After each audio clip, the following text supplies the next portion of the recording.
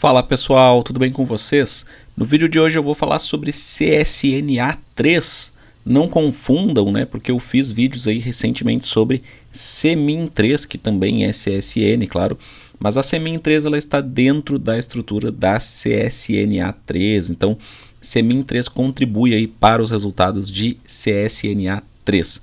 E o que acontece, né? Depois desse desmembramento aí que ocorreu, a CSNA3 ficou com a parte da siderurgia, então a gente pode comparar essa ação aí às outras siderúrgicas, né, como o Gerdau e Usiminas, e a CMIN3 ficou com a parte de mineração, então a gente pode comparar essa ação aí, claro, guardadas as devidas proporções e tudo mais, mas é o mesmo setor aí, mesmo segmento de atuação da Vale. Então, CSNA3, que é o objetivo desse vídeo aqui, a gente pode comparar com outras empresas de aço, né, Gerdau e Usiminas, e a CMIN3, que é objeto de outros vídeos aí no passado que eu fiz, que se vocês olharem aí no histórico do canal vocês vão encontrar. CMIN3 é comparável a Vale. A gente vê aqui que a CSNA3 vem de resultado aí ruim, pessoal. A gente pode observar aqui primeiro trimestre de 2023, fluxo de caixa ajustado negativo, né, acima dos 2 bi. Esse fluxo de caixa ajustado negativo já tinha ocorrido no quarto trimestre de 2022, menos 146 milhões de reais, né? A companhia divulgou aqui o fluxo de caixa ajustado no primeiro TRI de 23 foi negativo, afetado principalmente por variações pontuais no capital de giro e pelo efeito do hedge de minério realizado no período. Então essa aqui é a justificativa da companhia, mas é inegável, né, que é um resultado ruim quando a gente vê um fluxo de caixa negativo. E a gente pode observar, né, que na verdade a companhia ela teve prejuízo, né, e ela vem aumentando a alavancagem. A gente vê aqui a alavancagem em relação dívida líquida pelo EBITDA. Ela chegou a ser de 0,76 vezes lá no quarto trimestre de 21. No quarto trimestre de 22, né, um ano depois, já estava em 2,2 vezes, né, e agora 2,45 vezes. Então essa alavancagem foi aumentando. A gente pode ver aqui que o guidance de alavancagem, ou seja, o objetivo da CSNA3 é chegar ao final de 2023 com uma alavancagem entre 1,75 e 1,95 vezes. Então o objetivo é ser menor do que esse patamar atual. Resta saber aí com o decorrer do tempo se a companhia vai conseguir bater esse guidance ou não, né, pessoal? E a companhia faz uma justificativa aqui, vamos ver junto essa justificativa, fala que esse aumento temporário da alavancagem é consequência da saída da base de cálculo dos fortes resultados do início de 2022, em razão dos efeitos da guerra na Ucrânia. No entanto, quando se observa as perspectivas de resultados de geração de caixa para 2023, inclusive com a normalização das condições do capital de giro, espera-se uma redução gradual da alavancagem para dentro da meta estabelecida pela companhia, o que reforça o seu efeito transitório excepcional. Então, basicamente o que a CSN está dizendo aqui é que essa alavancagem ela subiu de modo temporário e que provavelmente ela vai conseguir sim bater essa meta, esse guidance aqui, né, de alavancagem para o final de 2023, de ter uma dívida líquida pelo EBITDA no patamar aí entre 1,75 vezes e 1,95 vezes. Um ponto interessante que daí conta a favor da empresa, a gente está falando aqui de pontos negativos, então a gente vai falar de um ponto positivo agora, é esse cronograma de amortização da dívida. A gente pode observar que essa dívida aqui da companhia ela é bem alongada, né? E a posição de caixa dela, aí, acima dos 13 bi, quase 14 bi, né, de caixa, é suficiente para cobrir as amortizações dos próximos 5 anos, né? Então a gente vê que é uma dívida bem alongada, claro, durante os próximos 5 anos também ela vai gerar resultados, obviamente. Então digamos que é uma dívida bem administrada, a gente pode dizer, né? Não é uma dívida fora de controle, nada perto disso. É um indicador aí de dívida líquida pelo EBITDA razoável, a gente pode dizer, que a companhia diz que é temporário, né? Essa subida aí, e ela tem uma posição de caixa bem forte aqui, que pode cobrir boa parte dessa dívida, que tem um cronograma aí de amortização bem alongado, o que é sempre interessante para as empresas. Aqui eu vou trazer alguns dados do Scanner Pro, do scanner da Bolsa. E eu vou trazer com mais detalhes a questão do PL. Eu sempre falo bastante em relação ao PL aqui das companhias cíclicas. O PL das companhias cíclicas eles não pode aí ser levado em consideração de uma maneira tão forte como empresas de outros setores. Por quê? Porque as cíclicas elas têm ciclos de alta, ciclos de baixa, então esse lucro, esse L, né, da fórmula PL, que é preço dividido por lucro, esse lucro ele é muito volátil, uma hora ele está lá no alto, outra hora pode até virar um prejuízo. E é o que a gente vê aqui na CSNA3, o PL dela está em menos 28, o que significa que ela teve prejuízo, né? Quando a gente vê esse PL negativo, significa que a companhia teve prejuízo. Aqui reforçado por um ROI negativo também, né?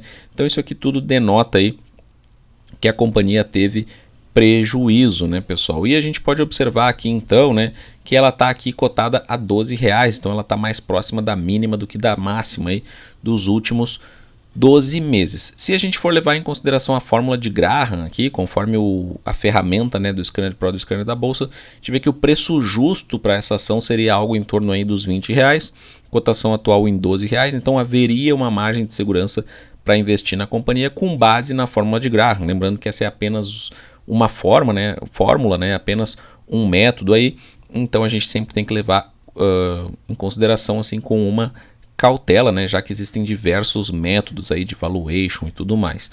E a gente pode observar aqui no gráfico de patrimônio líquido, que é um gráfico que eu sempre gosto de mostrar do Scanner Pro, né, cada barra azul indica o patrimônio líquido da companhia naquele trimestre. E a linha vermelha é a cotação média da ação trimestre após trimestre. Então a gente pode ver que a cotação média de CSNA3 no primeiro trimestre de 23 foi na casa dos R$14. Atualmente está mais baixa essa cotação aqui, né? Ela está nos R$12. Então a gente está vendo um descolamento bem grande realmente entre a barra azul, né, do patrimônio líquido e a linha vermelha, que é a cotação média. Então a gente está vendo um descasamento bem grande aí. Realmente o que pode indicar uma oportunidade, né? Esse gráfico aqui é muito interessante por isso, porque a gente pode ver, na maioria dos casos, né, que no longo prazo a cotação da ação ela vai seguir aí a evolução ou a queda do patrimônio líquido, e nada mais lógico, porque afinal de contas a cotação da ação, né, ou melhor, a ação é a menor fração possível aí desse patrimônio líquido. Então faz sentido, né? Se o bolo crescer, se o patrimônio líquido crescer, aquela fatia também tende a crescer. Essa é a lógica no longo prazo. Então quando a gente vê essa desconexão, esse descasamento aqui entre uma coisa e outra, pode indicar uma oportunidade, ou se fosse o contrário, né, essa linha vermelha muito acima da barra azul, poderia indicar aí uma armadilha, poderia dizer assim, né, pessoal? Claro que nada é recomendação de compra ou de venda, né? Mas a gente utiliza esses gráficos aqui, essas informações, para ter algumas interpretações sobre o que está ocorrendo. E a gente pode ver aqui no Status Invest, eu vou pegar o Status Invest porque o Status Invest tem o histórico dos indicadores fundamentalistas. Então a gente pode ver aqui que o PL atual aí está na casa dos 28, né? Como eu já mostrei, 27,57, arredondando a gente pode dizer aí menos 28. A média histórica é de 80, então a gente vê que esse PL, né, como é da natureza das empresas cíclicas, é bem assim, bem volátil, né? Bem, uma hora está lá em cima, outra hora está lá embaixo. E a gente pode observar o seguinte, né, pessoal? Eu sempre trago a lição do Peter Lynch. O Peter Lynch fala sobre o PL das cíclicas, né? Ele utiliza muito o PL nas análises dele, e ele fala então sobre as empresas cíclicas, principalmente essas empresas de commodities, né? Que elas devem ter uma interpretação um pouco diferente, que um PL baixo não significa necessariamente que uma ação de commodities, né, está barata, mas que aquela ação atingiu o pico ou está próxima do pico aí do ciclo de alta da determinada commodity a que está atrelada àquela empresa. Então a gente vê muito bem isso no caso aqui da CSN, ali 2021, né, pessoal, quando o preço do aço subiu muito por conta da pandemia e tudo mais, a gente vê que o PL dela ficou baixo, de 2. Isso não necessariamente significa que a ação estava barata, porque se a gente for ver aqui, a cotação 2021 disparou junto com o preço do aço e com os resultados também dessas siderúrgicas, né, e isso fez então com que as pessoas pagassem muito caro por essa ação, num momento em que ela negociava por um PL de 2, em que então que muita gente podia estar acreditando que a ação estava barata, né? E de lá para cá houve uma tremenda desvalorização. A ação chegou aí cotada a quase R$50, chegou até a casa dos R$50 no pico, né? E agora ela está aí na casa dos 12. E por outro lado, a gente pode observar, por exemplo, né, que em 2017 o PL da CSN-A3 estava em 1131, então um PL gigantesco, né? Então, quer dizer, mais de 1000 anos em tese, né, para ter aquele investimento de volta, né? Mas como eu falei, o PL ele não faz muito sentido assim analisar dessa maneira como se analisa outros setores, né? No caso das empresas de commodities, então a gente vê aqui que quando ela estava com um PL muito alto, 2017, né? Muita gente pode ter imaginado que essa ação estava muito cara, mas se a gente for ver, 2017 ela estava cotada ali na casa dos R$12 e depois ela caiu, foi para 7, para R$6, R$8, então quer dizer, uma ação aí que estava mais barata do que hoje, a gente pode dizer, em alguns momentos com preço bem semelhante ao de hoje. Quem investiu naquela época e segurou, pegou uma grande alta, né? Surfou esse ciclo de alta aí da commodity. E claro, né, se manteve até hoje, daí tem um ganho assim que a gente pode dizer inexpressivo praticamente, mas aquela pessoa que conhece de commodities, que conhece do ciclo, né, que comprou essa ação quando ela estava com PL muito alto, acima de 1000, conseguiu surfar um grande ganho aqui acima dos 300%, né, pessoal? Então é isso que a gente tem que ter atenção aqui no caso das empresas cíclicas como a CSN-A3, né? Que eu já vejo, né? Vejo muitas pessoas comentando sobre empresas cíclicas, dizendo que está com PL baixa porque está barata, e a gente tem que ter muita cautela nesse tipo aí de, enfim, nesse tipo de análise, nesse tipo de interpretação, porque pode induzir a um certo erro. E a gente vê aqui então, né, que agora esse PL ele está negativo. E conforme a lição do Peter Lynch, o momento, né, adequado de comprar ações cíclicas aí seria ou quando elas estão com um PL muito alto, que significa, né, na prática que elas estão num ciclo de baixa, elas estão com um lucro muito baixo, ou então quando elas estão negativas, né, com PL negativo, porque o PL negativo ele indica prejuízo, então quer dizer um ciclo de baixa também. Então claro que tudo isso tem que ter cautela, né, não adianta só comprar uma ação com base nisso também, mas essa lição do Peter Lynch é muito interessante, volta e meia eu trago aqui nos vídeos esse tipo de digressão assim, né, que a gente pode fazer com esse ensinamento do Peter Lynch, para demonstrar aqui, né, pessoal, como essa lógica do PL, que é muito difundida e muito utilizada para outras empresas, como ela não tem uma adequação tão boa assim para as empresas cíclicas.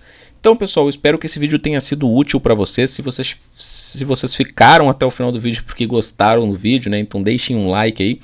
Deixem comentários, falem se vocês têm essa empresa ou se tem outras, né? Eu gosto muito de saber aí no que vocês estão investindo, aprendo muito com vocês, leio e respondo todos os comentários.